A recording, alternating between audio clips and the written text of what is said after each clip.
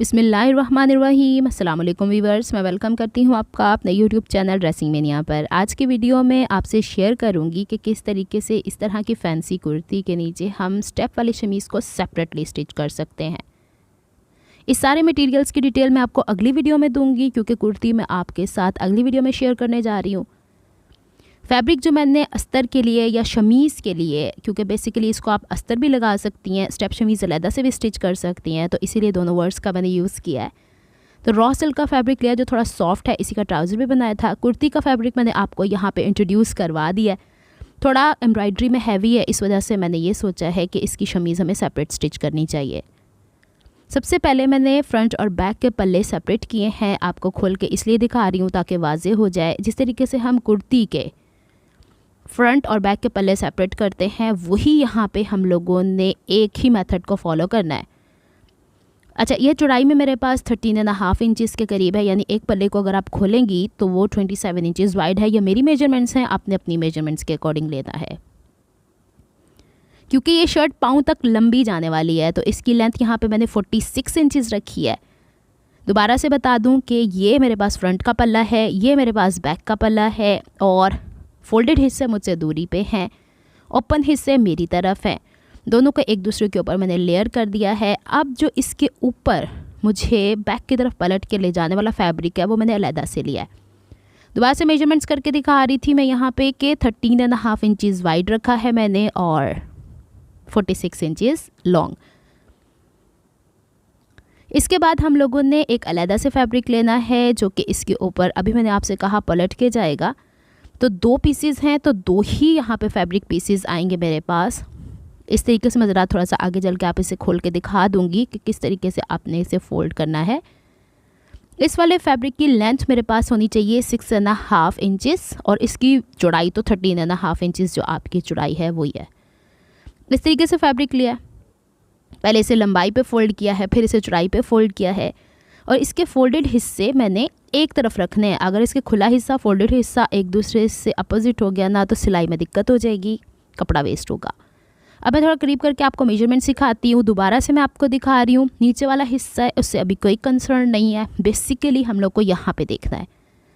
सबसे पहले हमें ये देखना है कि हम जो कुर्ती का शोल्डर पहनते हैं, उससे आपने इसका शोल्डर 1/2 इंच छोटा रखना है, या 1 इंच भी छोटा कर सकती हैं। तो मैं अगर 8 इंच चौड़ा कुर्ती का शोल्डर पहनती हूँ, तो यहाँ पे मैंने 7.5 इंच रखा है। अच्छा, वो 7.5 इंच रखने के बाद मैंने 2 इंच का मार्जिन अंदर रखा है, क्योंकि यहाँ पे हमारी स्ट्रैप्स लगनी है। स्ट्रैप्स मैंने काट के तो रखी हुई हैं, लेकिन यहाँ पे मैंने इसकी एग्जैक्ट लेंथ नहीं रखी।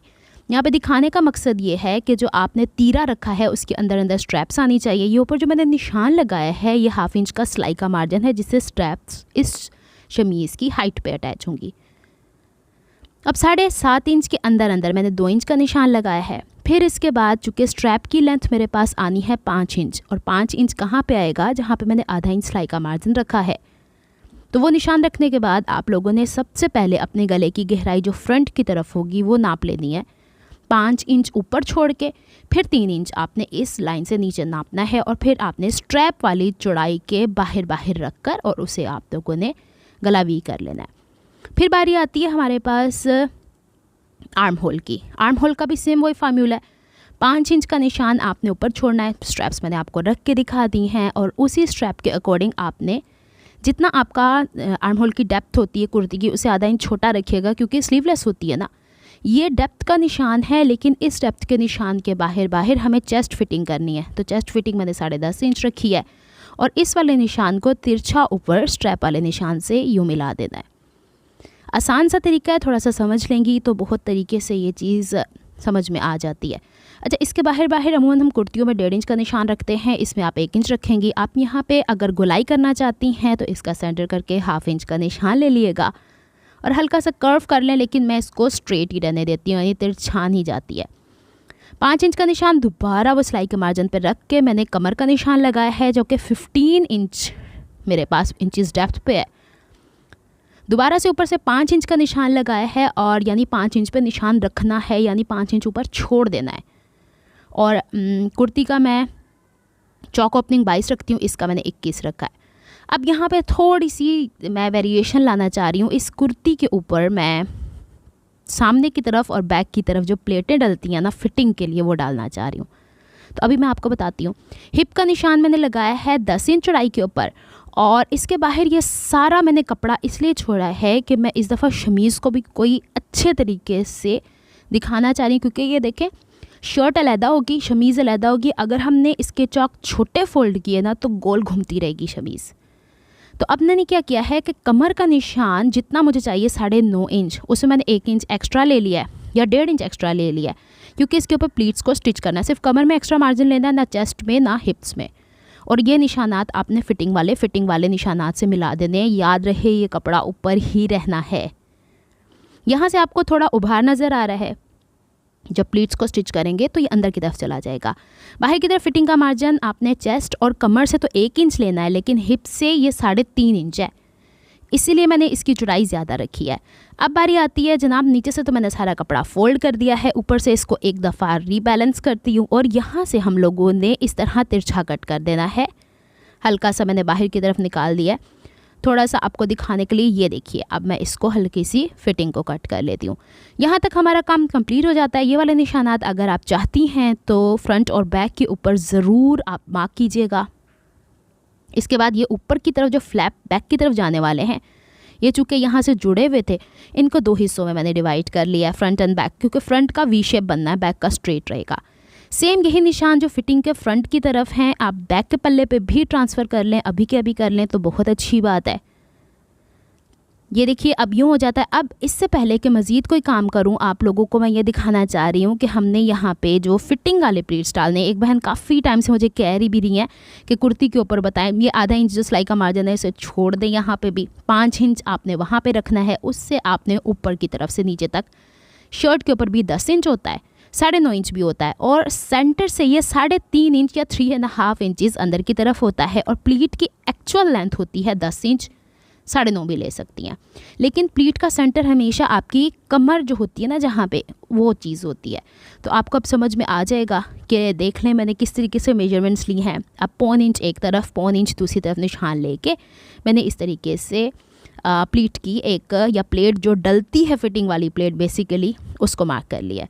अच्छा, सेम यही हमने 4 दफ़ा ट्रांसफ़र करनी है। 1.5 इंच का मार्जिन अंदर जा रहा है, इतना ही मैंने कमर में एक्स्ट्रा लिया था।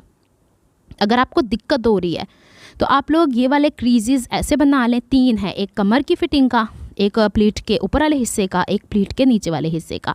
देखिए, फिटिंग का निशान, कमर का निशान तो यहाँ पे आ गया। ये देखिए, यहाँ पे 3.5 इंच अंदर की तरफ, ये आपके जो चेस्ट का उभार होता है उसका सेंटर होता है। प्लीट की लेंथ यहाँ से रखेंगी आप 10 इंच, 9.5 इंच भी हो सकती है। शोल्डर से लेके नीचे तक की हाइट भी 9.5 इंच हो सकती है, ये जहन में रखिएगा।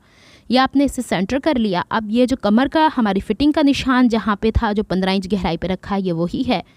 1.25 इंच एक तरफ, 1.25 इंच दूसरी तरफ, यानी 3/4 ऑफ एन इंच एक तरफ, 3/4 एन इंच ऑफ जो भी है वो दूसरी तरफ आपने लेना है, यानी टोटल प्लीट आपकी 1.5 इंच चौड़ी होनी है। तो देखें जनाब, इस तरीके से हम लोगों ने प्लीट्स चारों तरफ मार्क कर लिए हैं। अब हमने क्या करना है, एक पल्ला फ्रंट का सेपरेट करना है, और ये ऊपर की तरफ जो फ्लैप लगना है इसका भी एक ही पीस ले लेना है, और यहाँ से हम लोगों ने 1/2 इंच सिलाई का मार्जिन छोड़कर इसको हम लोगों ने कटिंग कर लेनी है। स्ट्रैप्स देख लें, 2 एक साथ रखी हुई थी, 2 इंच चौड़ाई पे हैं, इसे आपने हद से हद 11 इंच काटना है, इससे लंबी स्ट्रैप नहीं होगी। फिर हम लोगों ने इसको यहाँ से सिलाई करनी है, और सिलाई करने के बाद इस्त्री कर लीजिएगा, और फिर इसे हम लोगों ने फ़्लिप करना है।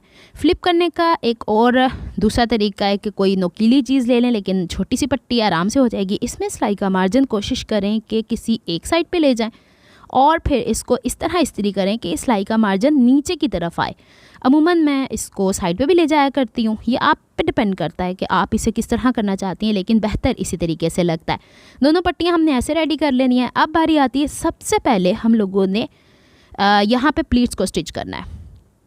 इस प्लीट को यूँ पकड़ेंगे सेंटर से और इसके ऊपर सिलाई लगाएंगे। एक चीज़ का ध्यान रखना है, जहाँ से स्टार्ट करना है धागा थोड़ा टेल छोड़ के कीजिएगा, थोड़ा सा पक्का करके। जहाँ पे ये नोक आती है वहाँ पे गुलाई करते हुए लेके जाना है, और जहाँ पे इसे ख़त्म करेंगी वहाँ पे थोड़ा सा तेल छोड़ दीजिएगा, यानी धागा थोड़ा छोड़ देना है, बिल्कुल कोने से नहीं कटिंग कर देनी। अगर चाहें तो आप यहाँ पे बैक साइड पे गिरहें भी लगा सकती हैं, ये आपकी चॉइस होती है। इसी तरीके से मैंने चारों की चारों प्लेटों को स्टिच कर लिया है। इसकी सिलाई का मार्जिन मैंने बाहर की तरफ फिटिंग की तरफ किया है। और फिटिंग की तरफ करने के बाद इसे आयरन कैसे करेंगे, ये देखिए कर्व आएगा ही आएगा। फिटिंग का मतलब क्या होता है इसका कि ये कपड़े को अंदर की तरफ सिमटाती है, तो फिर ये हल्का सा झोल तो रहेगा। अब ये जो फ्लैप पीछे की तरफ जाने हैं, इसमें बिल्कुल मामूली बारीक सा मार्जिन देने के बाद आप लोगों ने इसे अच्छे तरीके से इस्त्री कर लेना। और यहाँ पे मक्खियाँ आके, चूँकि शायद शुगर केन का टाइम है तो इस वक्त मक्खियाँ आ ही जाती हैं। अच्छा जी, अब यहाँ पे हम लोगों ने इसके ऊपर रखनी है फ्लैप यूँ, जिसका सीधा हिस्सा नीचे। अच्छा, जो नीचे वाला फैब्रिक है, जो शमीज़ का फ्रंट वाला पल्ला है, उसका सीधा हिस्सा ऊपर है। फिर आप लोगों ने ये जो सिलाई का मार्जिन पट्टियों का रखा था ना, उल्टा पीछे की तरफ दबाया था, वो ऊपर की तरफ है। और ये जो फ्लैप्स आप लोगों ने बनाए हुए हैं, इसको फ्रंट के हिसाब से फ्रंट का, बैक के हिसाब से बैक का एडजस्ट करना है। और इसका सीधा हिस्सा नीचे है, पट्टियों को इसके अंदर हम लोगों ने सैंडविच करना है। अब यहाँ पे हम जल्दी से इसकी स्टिचिंग कंप्लीट करते हैं। सिलाई का मार्जिन एक ही जितना रखना है और यहाँ से इसको हम लोग स्टिच करते हुए जाते हैं। अच्छा, एक बात कि मैंने यहाँ से काटा तो स्ट्रेट था, लेकिन जब ये स्टिच हुआ हल्की सी गुलाई आ जाती, कर्व है ना, थोड़ा सा आढ़ापन है, इस वजह से हो जाएगा। इसमें हम लोगों ने एक चीज़ का थोड़ा सा हाथ से प्रेस करके, और वैसे भी इसमें शेड नज़र आ रहा है कि हमारी स्ट्रैप कहाँ आ रही है और कहाँ ख़त्म हो रही है, तो उसके साथ साथ सिलाई लेके चलनी है। जहाँ पे हमारे पास इस तरह कॉर्नर्स बनते हैं तो नीडल अंदर रख के पोजीशन चेंज करनी है। दूसरी तरफ भी हम लोगों ने इसी तरह स्ट्रैप को एडजस्ट करना है और स्ट्रैप के दाएं और बाएं आप लोगों ने एक जितना सिलाई का मार्जिन रखना है, बस ये ख्याल रखना है। और यहाँ से इसको स्टिच करते हुए दूसरी तरफ को ले ही चले जाना है। अच्छा, यहाँ पे सिर्फ मैंने यहाँ कट लगाया है, कर्व वाले हिस्सों पे नहीं लगाया है। इसको आप जैसे ही पलटेंगी इस तरह रख के, और यहाँ पे मैं बता रही थी ना कि हल्का सा कर्व आया है तो वो आ जाएगा, कोई मसला नहीं है इसका, कोई ऐसा जितना बड़ा इशू नहीं है। इसको अच्छे से हम यहाँ पे आयरन करेंगे और ये वाला हिस्सा भी आयरन कर लेंगे। अब ये हमारे पास बैक का पीस है, इसका सीधा हिस्सा ऊपर है और ये वाला हिस्से का हम लोगों ने उल्टा हिस्सा ऊपर की तरफ रखना है। और ख्याल ये करना है कि इसमें कहीं यूँ गोल ना घुमा हुआ हो।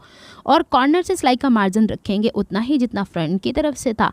और ये वाला फ्लैप का सीधा हिस्सा नीचे रख के अब हमने इसकी सिलाई स्टार्ट करनी है। इसको भी मैं सीख के दिखा देती हूँ आप लोगों को। अच्छा, मैंने कोशिश की है कि ये ऐसा हम लोगों का अस्तर बने या शमीज़ बने जिसके ऊपर सिलाइयाँ ऊपर से ना दिखें, मतलब लगे कि कोई डिसेंट सी चीज़ आप लोगों ने पहनी हुई है। तो अगर आप यही फॉलो करना चाहती हैं तो ज़रूर फॉलो कीजिएगा। और देखें, बैक का हिस्सा इसके फ्लैप के साथ स्टिच करना इंतहाई आसान है क्योंकि इसमें वी शेप नहीं है। अब जल्दी से हम इसे कंप्लीट करते हैं। अगर आपकी कटिंग एक्यूरेट होगी तो एक एक मेजरमेंट उस हिसाब से आएगी, वरना तो फिर खींच तान के ही कंप्लीट करना पड़ता है। यहाँ से आप लोगों ने स्ट्रैप के गैप कॉर्नर से एक जितना रखना था फ्रंट के हवाले से। यहाँ से अब देखिएगा कि मैंने दोनों हिस्से बैक की तरफ किए हैं। और अगर मैं फिटिंग चाहती तो यहाँ पे एज इट इज़ कर सकती थी, नहीं ऐसे नहीं करनी। जो फ्लैप्स अभी तक ओपन हैं, आपने सिलाई का मार्जिन से ऐसे एज इट इज़ बैलेंस करना है और दो किनारे बैक की साइड पे ले जाने हैं। सेम ऐसी ही सिलाई मैंने आपको ट्राउज़र्स के बॉटम पे करना बहुत दफ़ा बताई है, सेम ही वही चीज़ है। बस आपने यहाँ पे सिलाई के मार्जिन को चुटकी में पकड़ के फिर काम करना है। पिन आप चाहे तो पहले कच्चा कर सकती हैं इतने से पोर्शन को। यकीन माने इस तरह की सिलाइयाँ करेंगी तो आपको ख़ुद खुशी होगी कि आप लोगों ने बड़ा ज़बरदस्त सा कुछ अच्छा सा स्टिच करके पहना है। अच्छा, अब मैं इसकी साइड की फ़िटिंग यहाँ पे कंप्लीट करती हूँ और साइड की फ़िटिंग करने के बाद मैं आपको दिखाती हूँ फ्लिप करके कि इसके ये वाले हिस्से में जो आर्म पिट में एरिया आया है वो कितनी नफासत से पलटेगा। यहाँ से मैं धागा कट कर रही थी और इसको जब मैंने फ्लिप किया है तो ये देखें इस तरीके से। अच्छा, ये जो फ्लैप आपको अंदर की तरफ जाते नज़र आ रहे हैं, अमूमन इसको ऐसे ही छोड़ दिया जाता है, लेकिन आप चाहे तो छोटे छोटे टांके लगा दें, नहीं तो तुरपाई कर लें, नहीं तो डबल साइडेड टेप है तो वो इसके साथ लगा दें। मैंने एज इट इज़ रहने दिया। अब देखें ये वाला हिस्सा आपको क्यों ऐसा दिख रहा है, इस वजह से कि जब हम चेस्ट के उभार के हिसाब से इसे पहनते हैं तो ये उसकी एडजस्टमेंट्स हैं। फ्लैट कपड़े पे या फ्लैट सरफेस पे रखेंगे तो ये हल्का सा खम आएगा ही आएगा। चलें, अब बारी आती थी इसके चाक दामन फोल्डिंग की। मैंने आपसे कहा था कि इसके चौकों में मैंने 3.5 इंच का मार्जिन रखा है, उसको मैं जल्दी से यूँ 2 दफ़ा फ़ोल्ड कर लूँगी। अच्छा, मैंने पहले चौकों को इस तरह फ़ोल्ड करके, और इसमें मैंने कोई डबल साइडेड टेप इस दफ़ा नहीं लगाई है, मैंने डायरेक्टली तुरपाई किया। अब इसके दामन पे भी मैंने 3.5 ही इंच का मार्जिन रखना है और 3.5 इंच का मार्जिन रख के 2 टाइम्स फ़ोल्ड करना है। और ट्रायंगल मैं आपको बता रही हूँ कि कैसे बनाना है, वैसे आप बनाइए क्योंकि ये शमीज़ इतनी लंबी है कि 46 इंचज़ लॉन्ग बनी है तो ऑब्वियसली ये आपको झलकेगी। पूरी अगर शर्ट आपकी 48 इंचज़ लॉन्ग बनती है तो इसमें ये दामन नज़र आएगा ना, तो इसीलिए इतनी खूबसूरती के साथ ये बनाया गया है। ये देखें, इतना सा हिस्सा मैंने आपको करके दिखा दिया है। ये है कंप्लीट लुक इस शमीज़ की। उम्मीद करती हूँ आपका समझ आई होगी।